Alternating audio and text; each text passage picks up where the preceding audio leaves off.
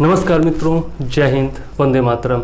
मैं हूं चंद्रवर्धन और स्वागत है आपका अध्ययन इन्फोटेनमेंट में। साप्ताहिक समसामयिकी समाचारों के इस बुलेटिन में हम लोग देखते हैं सप्ताह भर के महत्वपूर्ण समाचार विभिन्न स्रोतों जैसे द हिंदू, PIB, दैनिक जागरण, राष्ट्रीय edition, Indian Express, All India Radio, Lok Sabha TV, Rajya Sabha TV इत्यादि से। साथ ही सम्मिलित किया जाता है विभिन्न वन लाइनर्स को जो महत्वपूर्ण होता है प्रतियोगिता परीक्षाओं के लिए। तो आइए शुरू करते हैं आज का अपना बुलेटिन और देखते हैं सबसे पहले सप्ताह भर के प्रमुख हेडलाइन।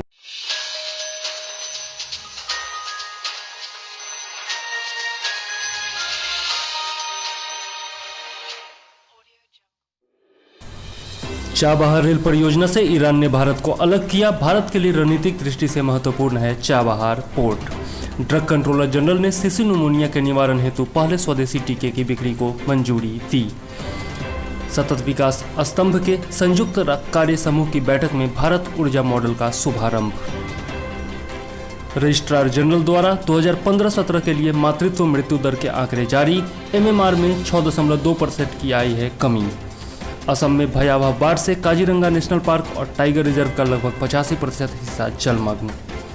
नीति आयोग ने सतत विकास पर जारी किया भारत का दूसरा स्वैच्छिक राष्ट्रीय समीक्षा रिपोर्ट। केंद्रीय मानव संसाधन विकास मंत्रालय ने शिक्षकों एवं विद्यालय प्रमुखों के लिए निष्ठा पहल की शुरुआत की। पश्चिम बंगाल के जयगांव से भूटान के पकसाखा के बीच नया भारत भूटान व्यापार मार्ग खोला गया है। आइए अब देखते हैं सप्ताह भर के प्रमुख वन लाइनर करंट अफेयर्स। देख रहे हैं करंट अफेयर्स एनालिसिस 14 से 19 जुलाई 2020 के लिए। और आइए अब देख लेते हैं सबसे पहले हमारा वन लाइनर करंट अफेयर्स। ठीक है, तो शुरुआत करते हैं। इंस्टीट्यूट ऑफ लाइफ साइंसेज द्वारा कोविड-19 के वायरस का कल्चर करने से चर्चा में रहे in vitro test tube culture क्या है? तो मनुष्यों या जानवरों की बजाय टेस्ट ट्यूब में जैविक लक्षणों का अध्ययन करने का यह कल्चर है। ठीक है, चुराए गए वाहनों और FIR के संदर्भ में राष्ट्रीय अपराध रिकॉर्ड ब्यूरो NCRB के द्वारा किस इंटेलिजेंस डाटाबेस के साथ समझौता ज्ञापन पर हस्ताक्षर किया गया है? तो यह है नेटग्रिड। ठीक है, आगे देख लेते हैं। नेटग्रिड से जुड़ने के उपरांत चर्चा में रहे किस डेटाबेस से सभी राज्य पुलिस संस्थाओं को FIR दर्ज करवाना अनिवार्य है? तो यह crime and criminal tracking network and system में सबको FIR दर्ज कराना होगा। नेक्स्ट देख लेते हैं। रेमाटाइड अर्थराइटिस के इलाज हेतु नैनो पार्टिकल की खोज से चर्चा में रहे रेमाटाइड अर्थराइटिस बीमारी के लक्षण क्या हैं तथा यह मुख्यतः किस तत्व की कमी के कारण होता है? तो यह जोड़ों का दर्द और जलन इसका लक्षण है और यह जिंक नामक तत्व की कमी के कारण होता है। ठीक है, तो याद रखिएगा रेमाटाइड अर्थराइटिस। हाल ही में भारत की कौन सी सबसे बड़ी बिजली उत्पादन कंपनी ने CII-ITC सस्टेनेबिलिटी पुरस्कार 2019 जीता है? तो NTPC लिमिटेड ने यह पुरस्कार जीता है। कौन सा पुरस्कार? CII-ITC सस्टेनेबिलिटी पुरस्कार 2019 के लिए। 6800 के वर्ष के बाद खगोलीय परिघटना से चर्चा में रहे नियोवाइस या C 2020 F3 क्या है? यह एक धूमकेतु है। ठीक है, जो कि 6800 साल के बाद जो है पृथ्वी के इतना नज़दीक आया है। इसके बारे में हम लोग आगे भी पढ़ेंगे। जून माह के लिए जारी हुई उपभोक्ता मूल्य सूचकांक को किस संगठन के द्वारा जारी किया गया है एवं इसका आधार वर्ष क्या था? तो नेशनल स्टैटिस्टिकल ऑफिस के द्वारा इसे जारी किया गया है। ठीक है, NSO के द्वारा। और 2012 जो है इसका आधार वर्ष है। हाल ही से चर्चा में रहे सुप्रीम कोर्ट रूल का आदेश 4 नियम 1 किससे संबंधित है? तो बिना वकील व्यक्तिगत रूप से कोर्ट में उपस्थित होकर बहस करने से संबंधित है। वित्त मंत्री द्वारा समीक्षा से चर्चा में रहे प्रधानमंत्री फसल बीमा योजना कब लागू हुई एवं इसमें खरीफ, रबी और वाणिज्यिक फसलें हेतु कितना प्रीमियम देना होता है? तो 2016 में यह योजना लागू हुई थी और खरीफ के लिए 2%, रबी के लिए 1.5% और वाणिज्यिक फसलों के लिए 5% प्रीमियम देना होता है। हाल ही में पाकिस्तान के द्वारा अफगानिस्तान से भारत को निर्यात हेतु किस बॉर्डर के जरिए ट्रांजिट व्यापार की अनुमति दी गई है एवं यह किस राज्य में अवस्थित है? तो बाघा बॉर्डर के रास्ते जो है ट्रांजिट की अनुमति दी गई है और यह अमृतसर पंजाब में अवस्थित है। भारतीय सशस्त्र बलों द्वारा संभावित खरीद से चर्चा में रहे MQ-9 रीपर क्या है एवं यह किस देश के द्वारा निर्मित किया गया है? तो यह क्या है? सशस्त्र लड़ाकू ड्रोन है जो कि अमेरिका के द्वारा निर्मित किया गया। नाम क्या है? MQ-9 reaper. हाल ही में पोलैंड में हुए चुनाव में किस निवर्तमान राष्ट्रपति ने स्पष्ट रूप से बहुमत प्राप्त किया है? तो आंद्रेज डूडा इनका नाम है और इन्होंने यह अभी भी वर्तमान में भी राष्ट्रपति हैं और दोबारा जब चुनाव हुआ है तब भी उन्होंने बहुमत प्राप्त किया है। हाल ही में किस दिग्गज तकनीकी कंपनी ने भारत में अपने किस कोष के तहत 10 अरब डॉलर निवेश करने की घोषणा की है? तो गूगल ने यह घोषणा की है। और किस कंपनी के तहत? तो Google for India Digitization Fund के तहत जो है यह घोषणा की गई है 10 अरब डॉलर के निवेश की। हाल ही में भारत के किस सार्वजनिक परिवहन तंत्र ने 2030 तक शून्य कार्बन उत्सर्जन के रूप में रूपांतरित होने का लक्ष्य रखा है? तो भारतीय रेलवे जो है वह 2030 तक जो है आपका जीरो कार्बन एमिशन का लक्ष्य रखती है। हाल ही में मानव संसाधन विकास मंत्रालय द्वारा आंध्र प्रदेश के 1200 शिक्षा कर्मियों के शैक्षणिक कौशल के उन्नयन हेतु समग्र शिक्षा अभियान के तहत किस ऑनलाइन कार्यक्रम की शुरुआत की गई है? तो यह है निष्ठा कार्यक्रम की। निष्ठा पोर्टल कह सकते हैं, निष्ठा पहल कह सकते हैं, जिसका फुल फॉर्म है national initiative for school heads and teachers holistic advancement. तो याद रखिएगा इसका फुल फॉर्म भी। हाल ही में राष्ट्रीय बायोफार्मा मिशन के तहत कोविड-19 के लिए किस प्रथम स्वदेशी वैक्सीन के ह्यूमन ट्रायल की अनुमति दी गई है? तो इसका नाम है जाइकोव-डी। ठीक है, आगे देख लेते हैं। हाल ही में जो बिडेन, एलन मस्क और बिल गेट्स आदि के ट्विटर अकाउंट हैक करने से चर्चा में रहे बिटकॉइन क्या है एवं इसकी खोज किसने की थी? यह एक वर्चुअल मुद्रा है और साताशी नाकामोतो ने इसकी खोज की थी बिटकॉइन की। तो यह इम्पोर्टेंट है, बहुत ही ज़्यादा याद रखिएगा और इनके खोजकर्ता का नाम जो है वो भी याद रखिएगा। हाल ही में निर्माण कार्य जारी होने से चर्चा में रहे दिया मेर भाषा बांध का निर्माण किस नदी पर किया जा रहा है? तो पीओके गिलगिट बल्किस्तान में और यह सिंधु नदी पर किया जा रहा है, यह भी याद रखिएगा।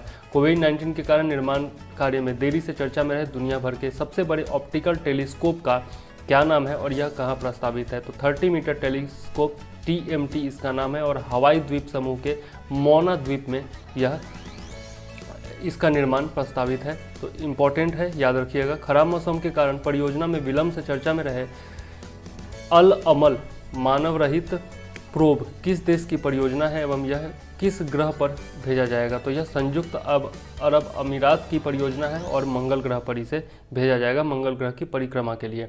और यह जो है आपका प्रथम अरब देश है संयुक्त अरब अमीरात जिसने मंगल पर जाने की, मंगल के परिक्रमा करने की यह योजना बनाई है। हाल ही में ब्लैक डेथ के नाम से मशहूर किस बीमारी से मंगोलिया में संक्रमण के मामले सामने आए हैं एवं इस रोग के वाहक कौन होते हैं? तो bubonic plague bacteria Yersinia pestis, bacteria का नाम है यार्सिनिया पेस्टिस। तो यह भी इम्पोर्टेंट पॉइंट है, पिछले वीडियो में भी हम लोगों ने देखा था, याद रखिएगा। हाल ही में किस भारतीय व्यक्ति को निजी क्षेत्र और सार्वजनिक निजी भागीदारी के कारोबार हेतु एशियाई विकास बैंक का उपाध्यक्ष नियुक्त किया गया है? तो इनका नाम है अशोक लवासा। यह भी इम्पोर्टेंट पॉइंट है, पूछा जा सकता है, याद रखिएगा। हाल ही में भारत के किस निजी कंपनी द्वारा 2035 तक खुद को शून्य कार्बन उत्सर्जन कंपनी बनाने का लक्ष्य रखा गया है? तो रिलायंस इंडस्ट्रीज तक। भारतीय रेलवे 2030 तक और रिलायंस इंडस्ट्रीज 2035 तक, तो दोनों में कंफ्यूज नहीं होना है। प्रधानमंत्री नरेंद्र मोदी द्वारा 22 जुलाई को संबोधन किए जाने से चर्चा में रहे इंडिया आइडियाज समिट का आयोजन किसके द्वारा किया गया है? तो यह अमेरिका भारत कारोबार परिषद यानी कि USIBC के द्वारा इसका आयोजन किया जा रहा है। ठीक है, लगातार तीसरे महीने निवेश में बढ़त दर्ज करने से चर्चा में रहे पार्टिसिपेटरी नोट्स P नोट्स किसे जारी किए जाते हैं? ऐसे निवेशक को जारी किए जाते हैं जो बिना पंजीकृत हुए भारत में निवेश करते हैं, उनको ये P नोट्स जारी किए जाते हैं।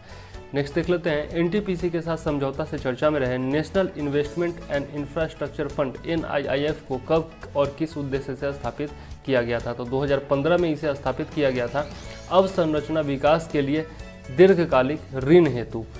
हाल ही में किस कंपनी ने अपने किस ऐप के माध्यम से 42 देशों के करीब 3.21 लाख लोगों को एक साथ जोड़ने का रिकॉर्ड बनाया है? तो रिलायंस इंडस्ट्रीज और जियोमीट जो है वह रिलायंस इंडस्ट्रीज का आपका उपक्रम है। जैसे आपका जूम ऐप है, उसी तरह से यह जो है मीटिंग के लिए एक ऐप है जियो का, रिलायंस जियो का।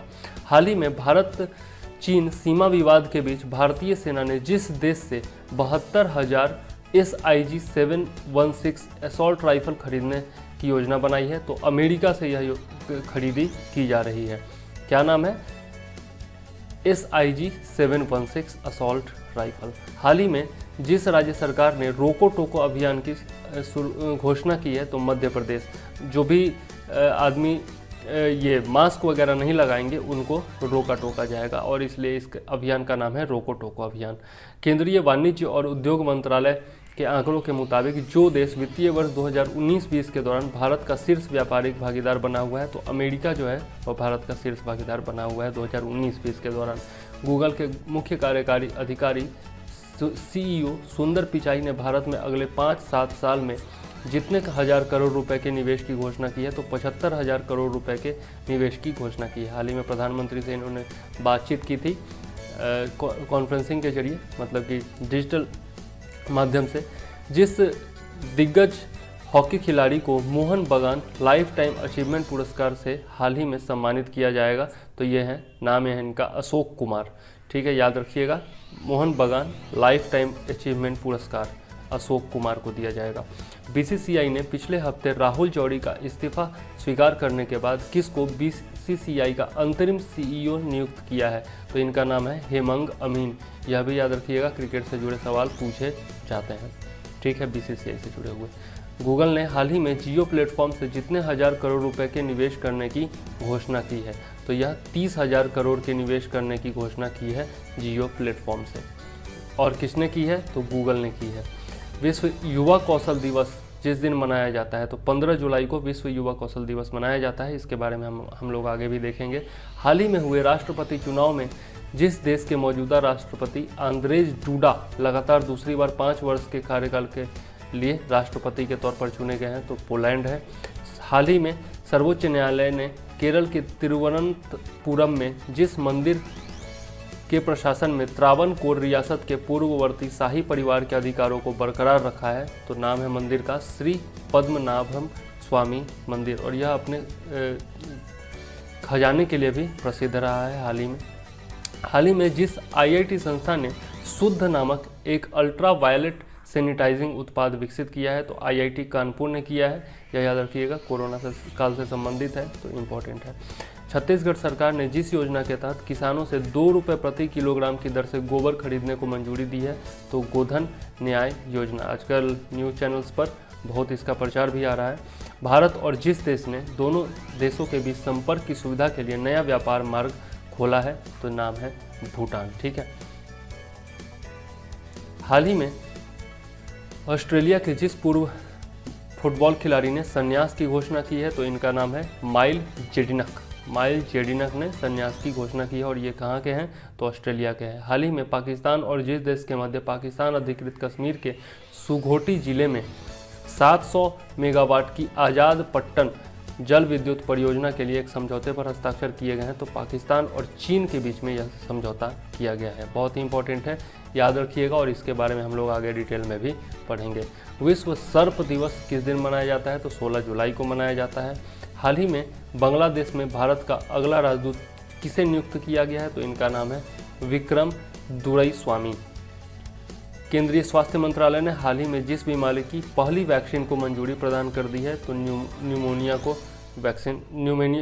का वैक्सीन पहला स्वदेशी बना है, और इसको बिक्री की मंजूरी प्रदान कर दी गई है, और इसके बारे में हम लोग आगे भी डिटेल में देखेंगे।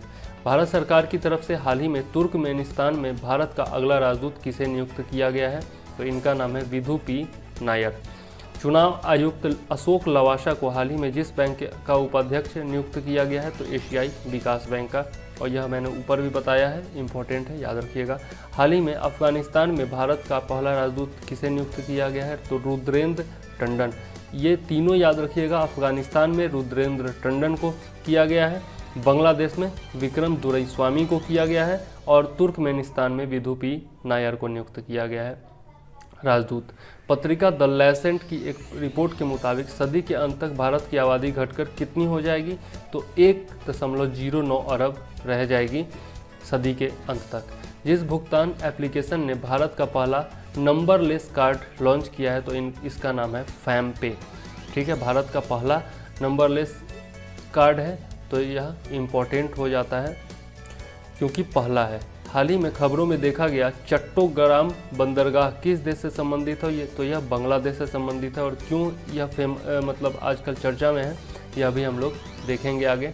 एन राम के बाद हिंदू समूह के अध्यक्ष के रूप में किसे नियुक्त किया गया है, तो इनका नाम है मालिनी पार्थसारथी। और यह याद रखिएगा, इस प्रकार का प्रश्न जो है आपका बीपीएससी पीटी में पूछा जा चुका है। ठीक है, हिंदू समूह के बारे में ही, तो बिल्कुल ही याद रखिएगा, इम्पोर्टेंट है, हो सकता है पूछ दिया जाए। जब बीपीएससी में पूछ सकता है तो किसी और पीसीएस में भी पूछ सकता है।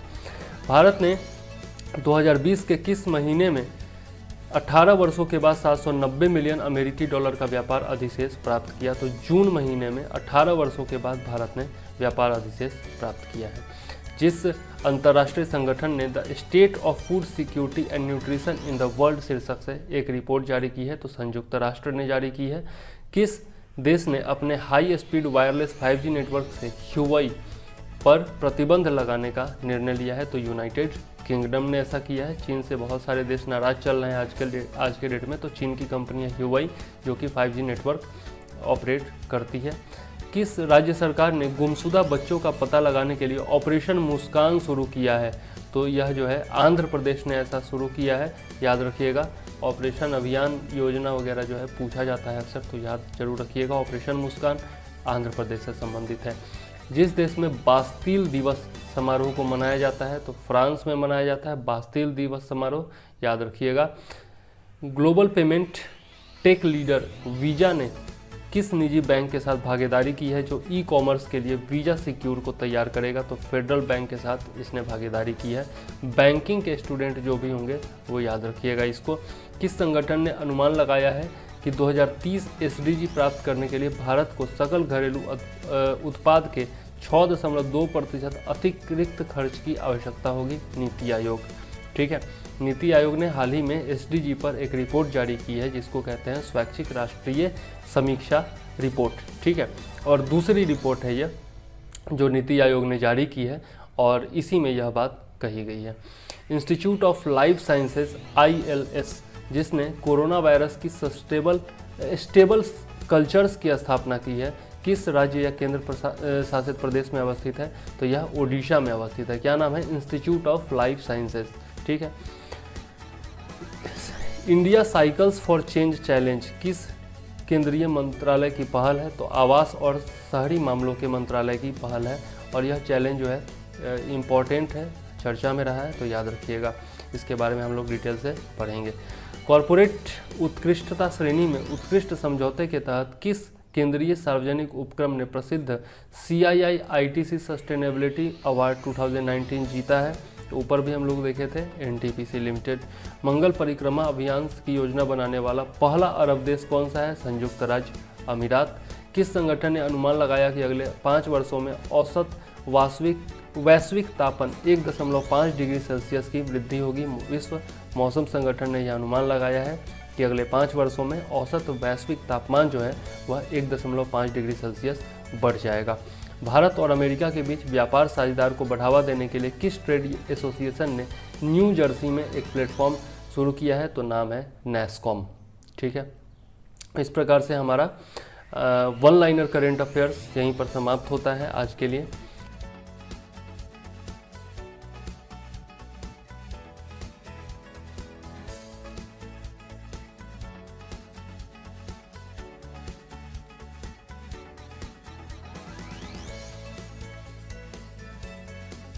और अब हम लोग चलेंगे आपका विस्तार में देखेंगे कुछ न्यूज। तो सबसे पहला हमारा पॉइंट है चुशूल। चुशूल किस लिए चर्चा में है? तो भारत और चीन के बीच चुशूल में भारत और चीन की सेनाओं के उच्च अधिकारियों की चौथे दौर की वार्ता होने वाली है। यह भारत में लद्दाख के लेह जिले में स्थित एक गांव है। यह दुर्बुक तहसील में स्थित है जिसे चुशूल घाटी के रूप में भी जाना जाता है। चुशूल घाटी 4360 मीटर की ऊंचाई पर रेजांगला और पैंगोंग त्सो झील के पास स्थित है और यहीं पर जो है आपका पेंगोंग सो झील के आसपास ही जो है आपका घटना हुई थी 15 जुलाई को, जिसमें 20 सैनिक हमारे मारे गए थे। चुशुल भारतीय सेना और चीन की पीपुल्स लिबरेशन आर्मी के बीच नियमित परामर्श और वार्ता के लिए बैठक हेतु आधिकारिक तौर पर तय किए गए 5 बिंदुओं में से एक है। वर्ष 1962 के युद्ध के दौरान यही वह स्थान था जहां चीन ने अपना मुख्य आक्रमण शुरू किया था। भारतीय सेना ने चुशुल घाटी के दक्षिणी पूर्वी छोर के पहाड़ी दर्रे रोजांगला से वीरतापूर्वक युद्ध लड़ा था। तो इसका ऐतिहासिक महत्व भी है, याद रखिएगा। नेक्स्ट देख लेते हैं अरद और कार्मेल। यह 2 नई इजरायली असॉल्ट राइफलें हैं जिन्हें अब भारत में निर्मित किया जाएगा। तो यह याद रखिएगा, अरद और कार्मेल जो है वह असॉल्ट राइफल है जिसका मेक इन इंडिया अभियान के तहत मध्य प्रदेश में बनाया जाएगा, जिसे यहाँ 2017 में इजराइल वेपन्स सिस्टम ने PLR सिस्टम्स नाम के एक संयुक्त उद्यम के तहत एक प्लांट स्थापित किया था, कहाँ, मध्य प्रदेश में, और उसी में यह मेक इन इंडिया के तहत बनाया जाएगा। अब देख लेते हैं नेक्स्ट पॉइंट, विश्व की सबसे लंबी अंतः सागरीय केबल। तो लिंकनशायर में विश्व की सबसे लंबी अंतर सागरीय विद्युत केबल जो कि 767 किलोमीटर की है, इसका निर्माण कार्य शुरू हो गया है। यह ब्रिटेन तथा डेनमार्क के मध्य नवीकरणीय ऊर्जा का आदान प्रदान करेगी। तो यह इम्पोर्टेंट हो जाता है क्योंकि एनर्जी सेक्टर से रिलेटेड है, तो याद जरूर रखिएगा। नेक्स्ट देख लेते हैं भानु जयंती के बारे में। तो 13 जुलाई 2020 को भानु भक्त आचार्य की 206वीं जयंती है। 13 जुलाई 2020 को भानु जयंती को प्रतिवर्ष 13 जुलाई को नेपाल में भी मनाया जाता है। भानु भक्त आचार्य प्राचीन भारत के महान महाकाव्य रामायण का संस्कृत से नेपाली में अनुवाद करने वाले पहले लेखक थे। उनका जन्म नेपाल में हुआ था। तो भानु भक्त आचार्य जो है वो याद रखिएगा, रामायण का उन्होंने नेपाली में अनुवाद किया था। नेक्स्ट देख लेते हैं, तो चर्चा में कौन सा क्षेत्र है, नागोर्नो काराबाख क्षेत्र। नागोर्नो काराबाख क्षेत्र जो है यह चर्चा में है। यह स्थल अवरुद्ध नागोर्नो काराबाख का एक पर्वतीय क्षेत्र अजरबैजान तथा इसकी अर्मेनियाई मूल की आबादी के बीच अनसुलझे विवाद का विषय बना हुआ है। अलगाववादियों को पड़ोसी देश अर्मेनिया का समर्थन मिला हुआ है। अर्मेनिया का यह अंतर्राष्ट्रीय स्तर पर अजरबैजान के हिस्से के रूप में मान्यता प्राप्त है। नागोर्नो काराबाख क्षेत्र को आर्त्साख के नाम से भी जाना जाता है। यह काराबाख पर्वत श्रेणी में स्थित दक्षिण काकेशस का एक स्थल रुद्ध क्षेत्र है। तो यह स्थल रुद्ध क्षेत्र है, इस बात से इसको याद रखिएगा। अक्सर पूछा जाता है स्थल अवरुद्ध देशों के बारे में या फिर क्षेत्रों के बारे में। नेक्स्ट देख लेते हैं चर्चित स्थल कौन सा है। तो डल झील जो है वो आजकल चर्चा में है, इसके बारे में देख लेते हैं। यह केंद्र शासित प्रदेश जम्मू और कश्मीर में दूसरी सबसे बड़ी झील है। इसे कश्मीर के मुकुट का नगीना तथा श्रीनगर का गहना नाम दिया गया है। यह झील तैरते हुए बगीचों सहित प्राकृतिक आर्द्रभूमि का हिस्सा है। झील शंकराचार्य पहाड़ियों की तलहटी में जबर वन पर्वत घाटी में स्थित है। यह 3 ओर से पहाड़ियों से घिरी हुई है। तो जबर वन जो है वो याद रखिएगा। और इसको क्या क्या कहा जाता है, तो कश्मीर के मुकुट का नगीना कहा जाता है और श्रीनगर का गहना भी इसको कहा जाता है। नेक्स्ट देख लेते हैं तांगम के बारे में। तो हाल ही में अरुणाचल प्रदेश के मुख्यमंत्री ने एक पुस्तक जिसका शीर्षक Tangams and ethnolinguistic studies of the critically endangered group of Arunachal Pradesh जारी की है। तो यह किताब है एक, जिसको अरुणाचल प्रदेश के मुख्यमंत्री ने लोकार्पित किया है। इसका प्रमुख बिंदु देख लेते हैं। तो यह पुस्तक तांगम समुदाय की भावी पीढ़ियों का मार्गदर्शन करेगी। तांगम अरुणाचल प्रदेश के एक छोटे से गांव में 253 वक्ताओं, यानी कि बहुत कम संख्या है इनको बोलने वाले लोगों की, तो इसका एक केंद्रित समुदाय है। भाषा की हानि सांस्कृतिक क्षरण का कारण है। गौरतलब है कि तांगम समुदाय में सिर्फ 253 लोग ही हैं जो तांगम भाषा का प्रयोग करते हैं। नेक्स्ट देख लेते हैं तांगम के बारे में। तो तांगम अरुणाचल प्रदेश की बड़ी आदि जनजाति है, ठीक है, आदिवासी जनजाति के भीतर एक अल्प ज्ञात समुदाय है, ठीक है। यह अरुणाचल प्रदेश के ऊपरी सियांग जिले के पेंडेम सर्किल में कुगिंग के आवास में रहते हैं। कुगिंग, सिमोंग, मिन्यांग्स, जैसे आदि उपसमूह के साथ खाम्बस के बौद्ध आदिवासी समुदाय द्वारा बसे कई गांवों से घिरा हुआ है। तांगम भाषा के बारे में देख लेते हैं तो यूनेस्को के world Atlas for endangered language 2009 के अनुसार तांगम एक मौखिक भाषा है जो तिब्बती वर्मन भाषा परिवार के तहत तानी समूह से संबंधित है। ठीक है, तो यह इंपॉर्टेंट पॉइंट है, याद रखिएगा। इसे यूनेस्को के world Atlas of endangered language में गंभीर रूप से लुप्त प्राय श्रेणी में सूचीबद्ध किया गया है। यह भी इंपॉर्टेंट पॉइंट है, इसको भी याद रखिएगा। और यह अरुणाचल प्रदेश से जुड़ा हुआ है, यह तो बिल्कुल ही याद रखिएगा। तांगम भाषाई लोगों की संख्या कम होने का क्या कारण है, तो वर्षों से अपने पड़ोसियों के साथ संवाद करने के कारण तांगम लोग बहुभाषी हो गए हैं। यह न केवल तांगम भाषा बोलते हैं बल्कि सीमोंग, खम्बा और हिंदी आदि भी बोलते हैं। ये लोग अब शायद ही अपनी कभी भाषा बोलते हैं क्योंकि आबादी केवल एक ही गांव तक सीमित है। अब देख लेते हैं अरुणाचल प्रदेश की अन्य भाषाओं के बारे में। तो अरुणाचल प्रदेश की भाषाओं को चीनी तिब्बती भाषाई परिवार और विशेष रूप से भाषाओं के तिब्बती वर्मन एवं ताई समूह के तहत जैसे लोलो वर्मिस, बोधिक, साल, तानी, मिशमी, हरीश और ताई के रूप में वर्गीकृत किया गया है। ठीक है, और यहाँ पर एक पिक्चर है जिसमें आप लोग जो है साइनो ताबेतियन जो है आपका लैंग्वेज फैमिली, इसके बारे में देख सकते हैं। नेक्स्ट चलते हैं, चर्चित स्थल कौन सा है? काजीरंगा राष्ट्रीय उद्यान जो है वह चर्चित स्थल है, जिसके बारे में हम लोगों ने हेडलाइंस में भी देखा था। असम में भीषण बाढ़ आई हुई है जिसमें इस राष्ट्रीय उद्यान का 85% हिस्सा जो है वह डूब चुका है। काजीरंगा राष्ट्रीय उद्यान के निदेशक के अनुसार बाढ़ में अभी तक 280 जानवरों की मृत्यु हो चुकी है। यह असम राज्य में ब्रह्मपुत्र घाटी के उपजाऊ जलोढ़ मैदान में स्थित है। काजीरंगा राष्ट्रीय उद्यान भारत का सबसे पुराना वन्यजीव संरक्षण क्षेत्र है, यह भी याद रखिएगा, इंपॉर्टेंट है। 1905 में इसे पहली बार अधिसूचित किया गया था और 1908 में इसका गठन संरक्षित वन के रूप में किया गया। काजीरंगा राष्ट्रीय उद्यान 5 बड़े नामों यानी कि जीवधारियों के लिए प्रसिद्ध है, जिसमें गैंडा है, बाघ है, हाथी है, एशियाई जंगली भैंस है और पूर्वी बारहसिंघा शामिल है। यह दुनिया में एक सींग वाले गैंडों की सबसे बड़ी आबादी वाला निवास स्थान है और विश्व के एक सींग वाले गैंडे की पूरी आबादी का लगभग 68% यही है। बहुत इंपॉर्टेंट पॉइंट है, एक सींग वाले गैंडे के लिए प्रसिद्ध है। इसके अतिरिक्त पूर्वी बारहसिंघा हिरन की भी लगभग पूरी आबादी यही निवास करती है। 1916 में काजीरंगा को एक पशु अभयारण्य घोषित किया गया था और 1938 में इसे आगंतुकों के लिए खोला गया था। 1905 में इसे एक वन्य जीव अभयारण्य घोषित किया गया था, तो यह याद रखना आसान है, 1950 याद रखिएगा। ठीक है, 429.93 वर्ग किलोमीटर के साथ वन्य जीव संरक्षण अधिनियम 1972 के तहत 1974 में काजीरंगा को राष्ट्रीय उद्यान के रूप में अधिसूचित किया गया था, 1974 में, याद रखिएगा, जो फिलहाल बढ़कर अब 899 वर्ग किलोमीटर का हो गया है।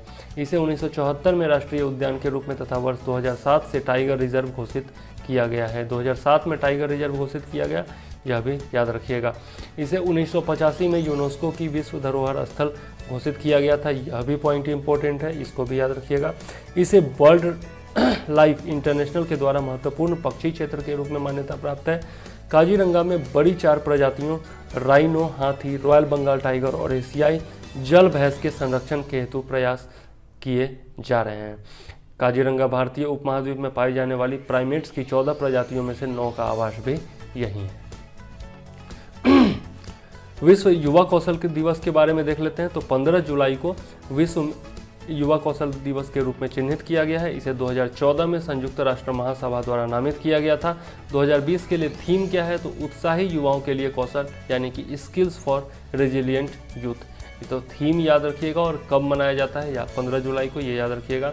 इस दिन स्किल इंडिया मिशन के शुभारंभ की 5वीं वर्षगांठ का भी प्रतीक है। कोच्चि पोर्ट केरल का वल्लार पदम टर्मिनल के बारे में देख लेते हैं। यह भारत का पहला ट्रांसशिपमेंट हब है।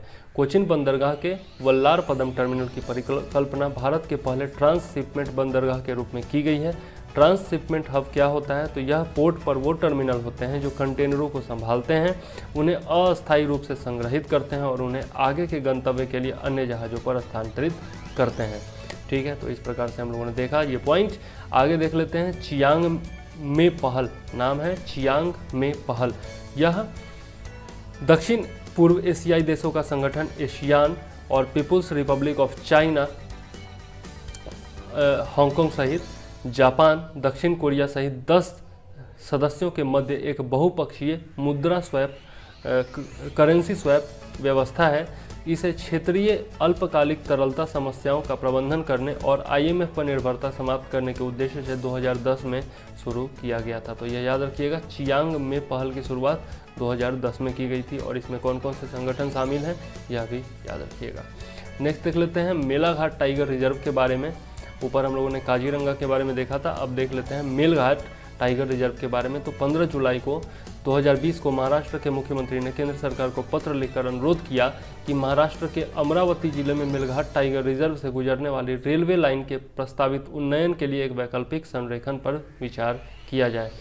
रेलवे के गेज परिवर्तन से बाघ जैसी लुप्त प्राय प्राणियों पर प्रजातियों पर अपरिवर्तनीय प्रभाव पड़ेगा। मुख्यमंत्री का सुझाव तब आया है जब रेलवे ने महाराष्ट्र में अकोला को मध्य प्रदेश के खांडवा से जोड़ने वाली मौजूदा 176 किलोमीटर गेज लाइन पर गेज परिवर्तन का काम शुरू करने की अनुमति मांगी है। इसमें 38 kilometre railway line Melghat tiger reserve के अंदर से होकर गुजरती है, जिसमें लगभग 23 kilometre railway line Melghat tiger reserve के मुख्य क्षेत्र से होकर गुजरती है।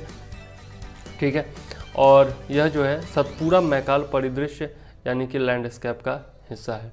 मेलाघाट टाइगर रिजर्व के बारे में देख लेते हैं। तो भारत सरकार ने वर्ष 1973-74 में पहले चरण के अंतर्गत देश भर में कुल 9 टाइगर रिजर्व स्थापित किए थे। मेलाघाट टाइगर रिजर्व इन 9 टाइगर रिजर्व में से एक था।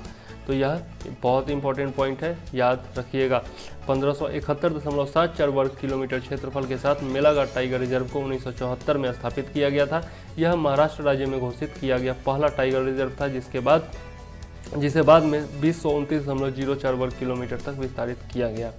ताडोबा अंधारी टाइगर रिजर्व महाराष्ट्र राज्य में दूसरे टाइगर रिजर्व के रूप में प्रोजेक्ट टाइगर के तहत वर्ष 1994-95 में स्थापित किया गया था। यह भी इम्पोर्टेंट पॉइंट है, याद रखिएगा। ताडोबा अंधारी टाइगर रिजर्व कहाँ स्थित है? तो महाराष्ट्र में स्थित है। मेलघाट नाम से तात्पर्य क्या है? तो विभिन्न घाटों या घाटियों का संगम मेलघाट का मतलब होता है, और यही जो है इस बाघ अभयारण्य की विशेषता है कि यह घाटियों से घिरा हुआ है। यह टाइगर रिजर्व ताप्ती नदी और सतपुड़ा रेंज की गवलीगढ़ रिज से घिरा हुआ है। यह मध्य भारत में सतपुड़ा पर्वत श्रेणी के दक्षिणी किनारे पर अवस्थित है, जिसे गावलीगढ़ पहाड़ी कहा जाता है।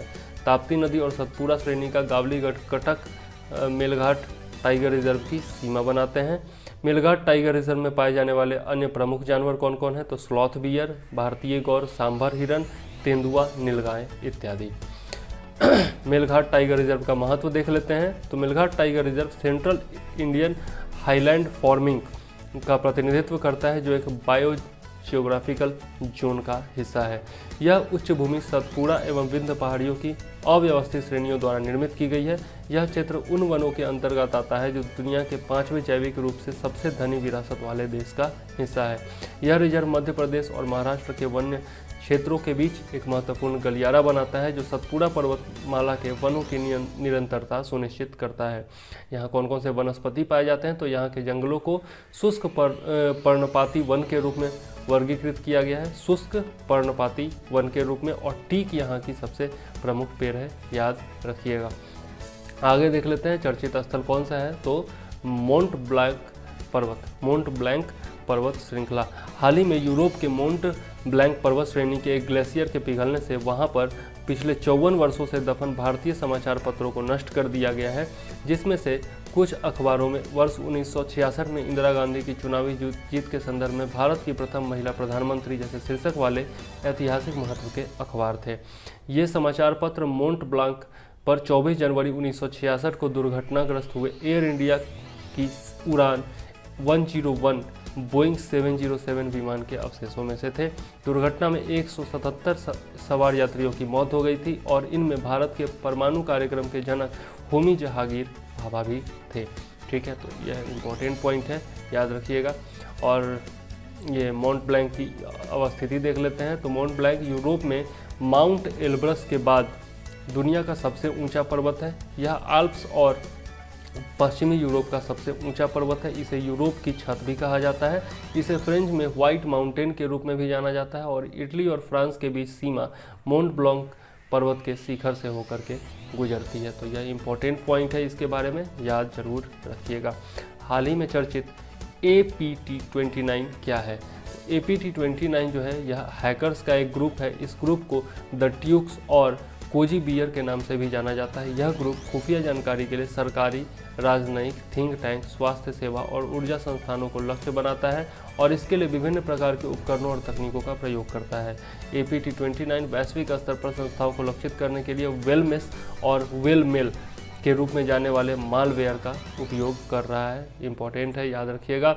APT29 पर वैक्सीन डेटा चुराने की कोशिश करने का आरोप है और हाल ही में बराक ओबामा इत्यादि का जो है ट्विटर अकाउंट हैक कर लिया गया था। यह भी इसलिए यह चर्चा का विषय है। चर्चित स्थल और कौन कौन सा है? तो चट्टोग्राम बंदरगाह है। हाल ही में कोलकाता बंदरगाह से बांग्लादेश के चट्टोग्राम बंदरगाह होते हुए अगरतला के लिए पहला परीक्षण मालवाहक जहाज को रवाना कर दिया गया है। इसे भारत के पारगमन जहाज़ों की आवाजाही के लिए चट्टोग्राम और मंगोल बंदरगाह का उपयोग करने हेतु बांग्लादेश के साथ हुए समझौते के तहत किया गया है। इम्पोर्टेंट पॉइंट है, याद रखिएगा। कहाँ से कहाँ तक किया गया है? तो चट्टोग्राम से होते हुए अगरतला के लिए, ठीक है। और पहला परीक्षण मालवाहक जहाज। नेक्स्ट पॉइंट देख लेते हैं और ये आज के लिए हमारा लास्ट पॉइंट होगा, इयोसिनोफिल गणना। यह एक रक्त परीक्षण होता है जिसमें एक विशिष्ट प्रकार की श्वेत रक्त कणिकाओं इयोसिनोफिल्स की संख्या को मापा जाता है। व्यक्ति में एलर्जी संबंधित बीमारियां, संक्रमण तथा अन्य चिकित्सीय स्थितियों में इयोसिनोफिल्स सक्रिय हो जाते हैं। और चर्चा का कारण क्यों है? तो शोधकर्ताओं ने मरीजों में कोविड-19 की प्रारंभिक पहचान के लिए इस परीक्षण को हरी झंडी दिखाई है, इसलिए यह चर्चा में है। तो आज के लिए बस इतना ही है। अब नेक्स्ट वीडियो में हम लोग बाकी के पॉइंट्स देखेंगे।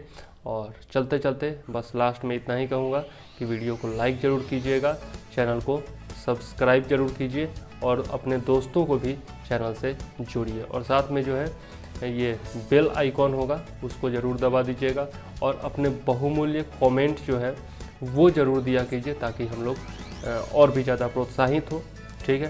चैनल को लाइक कीजिए, सब्सक्राइब कीजिए, शेयर कीजिए और मुझे दीजिए इजाज़त। चंद्रवर्धन को जय हिंद, वंदे मातरम।